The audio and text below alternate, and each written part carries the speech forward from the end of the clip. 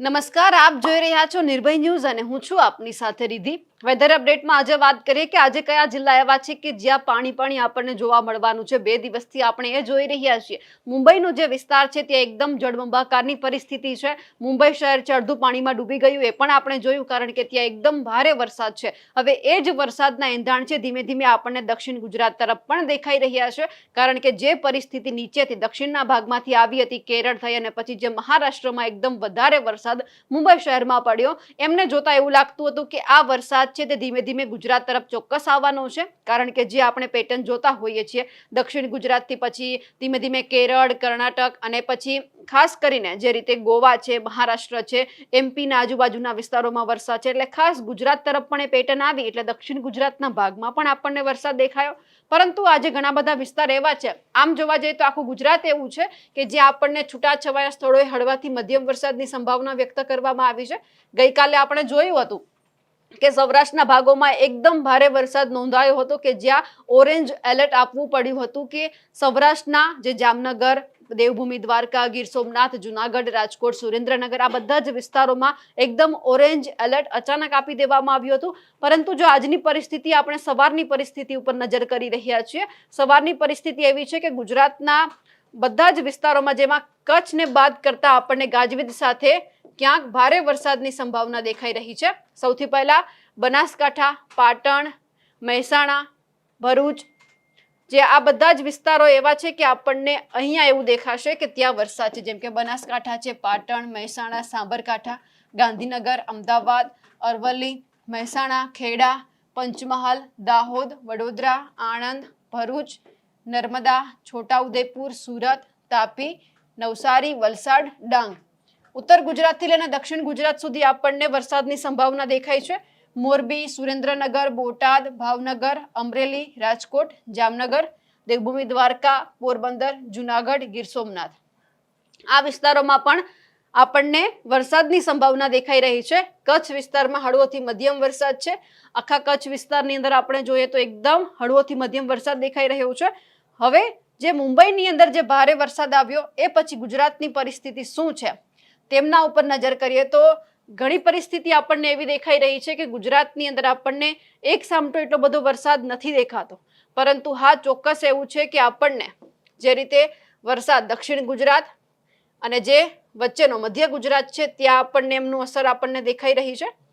સૌથી પહેલા તો જે મુંબઈના વિસ્તારોમાં આપણે જે એકદમ વધારે વરસાદી ઝાપટા જોયા હતા એ એકદમ નોર્મલ એટલે કે ઓછા થઈ ગયા છે, પરંતુ એમની પરિસ્થિતિ જે આપણને સુરતના ભાગોમાં, ભરૂચ, નવસારી, વલસાડના ભાગ છે ત્યાં આપણને દેખાઈ રહી છે। અને આ પરિસ્થિતિ એ જોવાનું છે કે સૌથી વધારે ફરી એક વખત જે નંદુબારના વિસ્તારો છે, પછી જે એમપી, મહારાષ્ટ્રના જેટલા પણ વિસ્તારો આવે છે, ઇન્દોર, અહીંયા પણ આપણને એકદમ હળવોથી મધ્યમ વરસાદ દેખાય છે।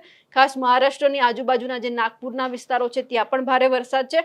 એટલે ગુજરાતની પરિસ્થિતિ કચ્છમાં સામાન્ય છે, સૌરાષ્ટ્ર પંથકમાં પણ સામાન્ય છે, પણ દક્ષિણ ગુજરાતમાં જે ખાલી આ પવનો દેખાઈ રહ્યા છે એ પવનોની સાથે પણ વરસાદ આવવાની સંભાવના અત્યારે વ્યક્ત કરવામાં આવી રહી છે।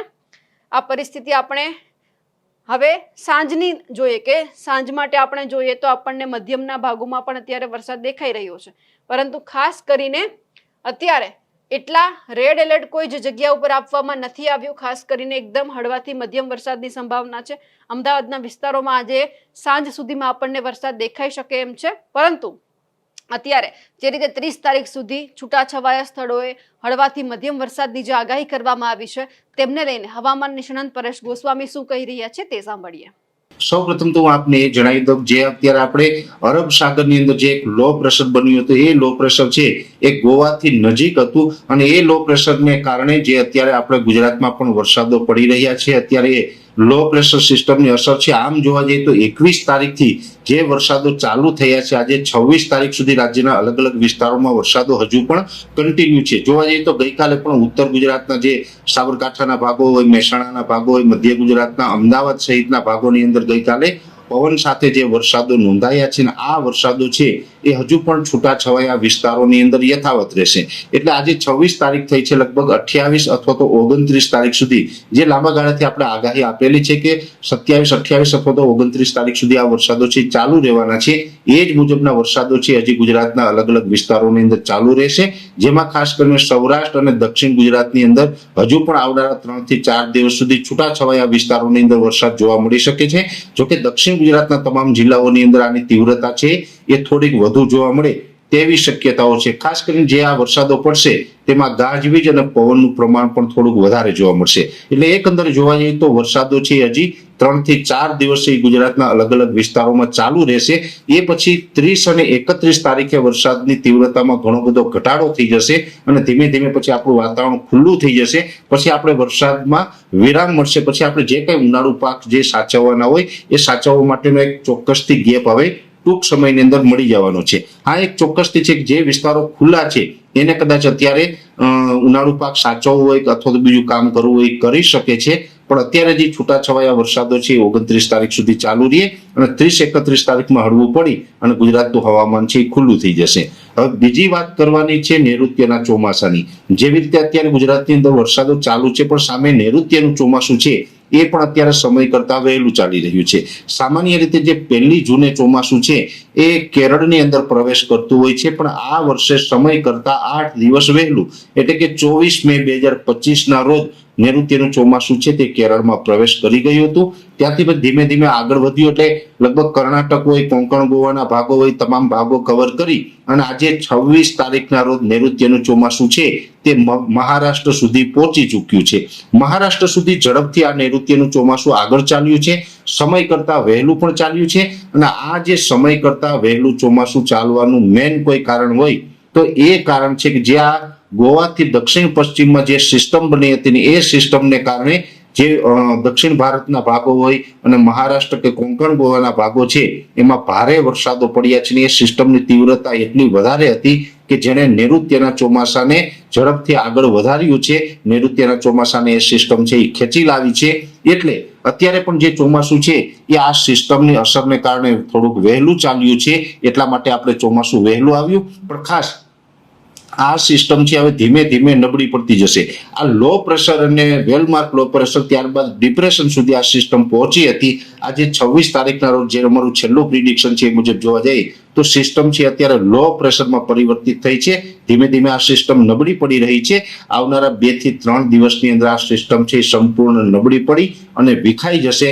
એટલે 2 થી 3 દિવસ સુધી હજુ મહારાષ્ટ્ર, કોંકણ, ગોવા કે કર્ણાટક જેવા વિસ્તારો છે ત્યાં પણ ચોમાસાનો વરસાદ છે એ વધારે પડશે અને હજુ 2 થી 3 દિવસ ચોમાસું સતત આગળ વધતું રહેશે. પણ 2 થી 3 દિવસ પછી આ સિસ્ટમ વિખાઈ જાય ત્યારબાદ અરબ સાગરની અંદર બીજી કોઈ એવી સિસ્ટમો સક્રિય નથી જેને કારણે મહારાષ્ટ્ર સુધી ચોમાસું પહોંચી અને નિષ્ક્રિય થઈ જાય અને મોન્સૂન બ્રેકની કન્ડિશન સર્જાય તેવી શક્યતાઓ દેખાઈ રહી છે. આમ તો અમે ઘણા સમયથી આપને બતાવી રહ્યા છે કે આ વર્ષે મહારાષ્ટ્ર સુધી ચોમાસું પહોંચે અને ત્યાં આવીને મોન્સૂન બ્રેકની કન્ડિશન સર્જાઈ શકે છે.